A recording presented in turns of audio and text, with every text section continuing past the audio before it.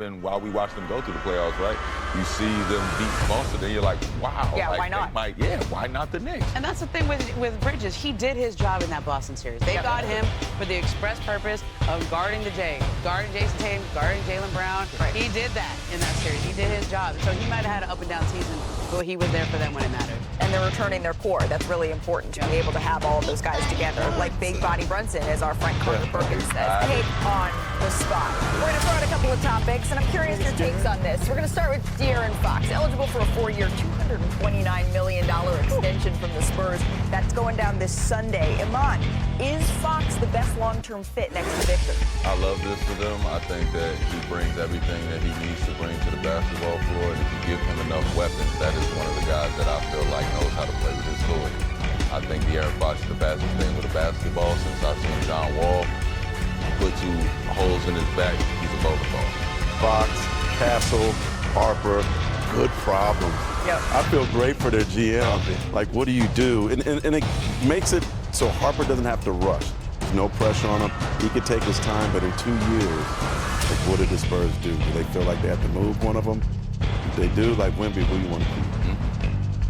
It's the business of it. Very. They made the decision of whether they're going to extend him when they traded for him. I mean, you don't go trade for De'Aaron Fox and not get ready to extend. So I think it's just he's the older guy now. I mean, you know, Chris Paul's out here in LA, so he's not the De'Aaron Fox is the vet now. That's crazy. San Antonio. That makes me so You feeling your knees on that? Is he even 30? Well, remember, Fox wanted to play with Victor Wembanyama, and this is a trend that we've seen guys of all ages over the last couple of years. You reported that Damian Lillard at one point was interested in playing with Victor. De'Aaron Fox is the guard that was actually able to put pen to paper, and now we're seeing him in San Antonio. I don't know if it's this year. I think the over-under win total is probably about correct. They're going to be fighting for that 9-10 play-in spot.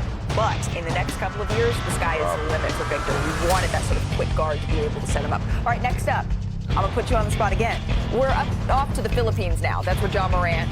You see he get his little Greek out fans. I'm hoping he's getting some lumpia. But did you see this? Morant's new shoe, after his little gritty, is marked with this line. It says, quote, "Happy Jaw is a scary jaw." So, Iman, you think that Jaw, once again, happy, as we're seeing here, is going to be all NBA scary again? Well, listen, Ja Morant could be happy, he could be sad, he could be crying. I don't care what he is. Any of the 7 He's sports? gonna be all NBA. When you talk about somebody that's that athletic, the only thing that can stop it is, I don't even want to say it.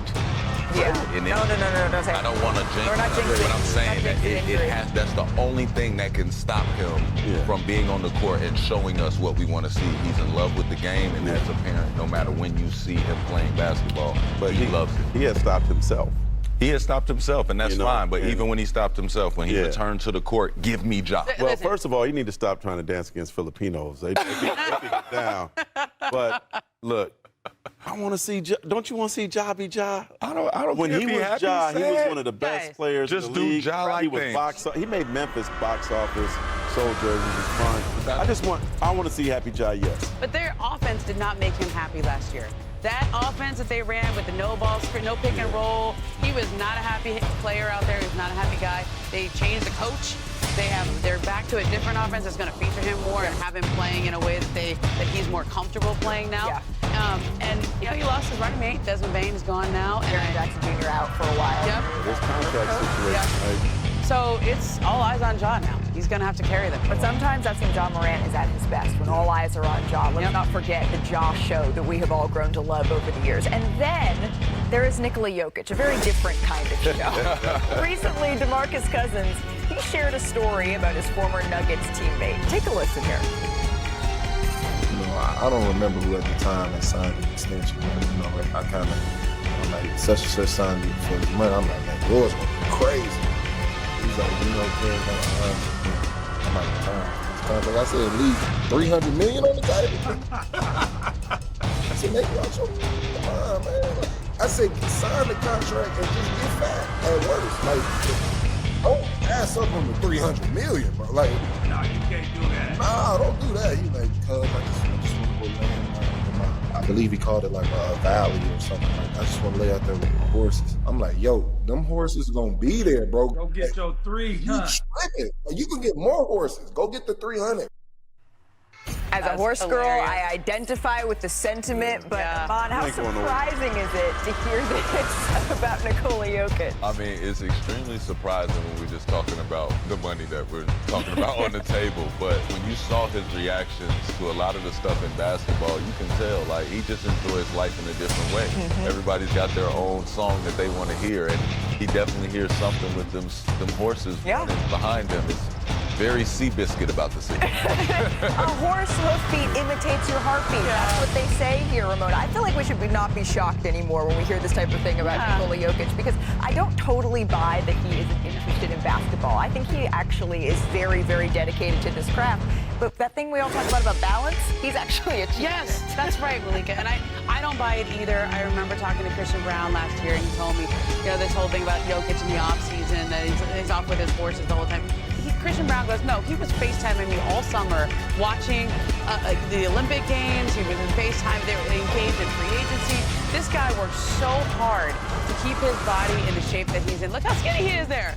Yeah. Okay, that guy, he does a weight workout after every game. You know why he takes so long to come talk to the media? Because he's in the weight room after he plays 40 minutes. And so I don't buy this idea that he doesn't care about basketball. I know we see how happy he is with the horses, but that's a whole separate thing. Yeah, T-minus 39 minutes until I'm going to go be with them. That's right. But go ahead, I think that there's a lot of players in the league that they get that reputation. I don't know where it comes from, but there's always this stigma behind players that they don't work hard, they don't want to do that.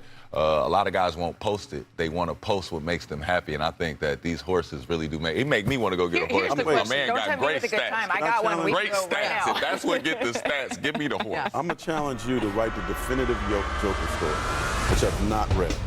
Because I saw him in the Hoop Summit, I believe it was around 2016 or so, playing against Cat. Nobody knew who he was. And then all of a sudden, this blew up. He couldn't have expected this. He was picked during the Taco Bell commercial. Right. Now he's up for $300 million. Like, I wonder where it's just this is just like he hit a lottery ticket. Yes, he's incredible, but I don't think he dreamed of this being this great. Here's the question with him is, I don't ever think he would retire early or not take that next contract. The question, though, is there's talk of a new league that Maverick Carter and those guys are developing overseas, and he's an overseas player. So the question is, could he be the guy that they pitch? We saw his agent on the boat with Maverick Carter and LeBron James. Could he be that guy who takes the money and stays in Europe instead of playing in the NBA? That's a very interesting thought exercise for a guy, to Mark's point, that was drafted during a Taco Bell commercial. And when I asked him about that after he won Finals MVP, there's sort of a Mount Rushmore that I keep of quotes that guys trusted me with. And he said, well, they bet against the fat boy. You never bet. That concludes our capital J journalism for the day. Hey, exactly how we want to end NBA Handles Week. The league, they released the top 50 handles plays. Again, this is the plays of the season, not the players with the best handles, culminating in the top 5 today. Let's show you the top 5 they chose. SGA, he put Chris Livingston on the hardwood. Quick recovery. Hey! This is what he does. And then at number 4, Bub Carrington. He put Tyrese Halliburton on the ground here. Skate. Let's stop on the dime, man. It's a good day when the Wizards leave the show. Get up. Nails the 3. Get up. And then Donovan Mitchell using the Hornets defense as traffic codes here. Split, snatch. That was a one-handed sham guy. When it's Donovan Mitchell, though, are you surprised? I love it. Coming in at number 2, Trae Young. There you go. Slick behind the back move. Excuse me. And then he hits the floater. Excuse me. We did a segment once, Trae trying to guess whether or not it was a floater or a lob, because they look so similar when it leaves his hand. It's what makes him so tough to guard in a lot of cases. And then number 1, Steph going behind the back.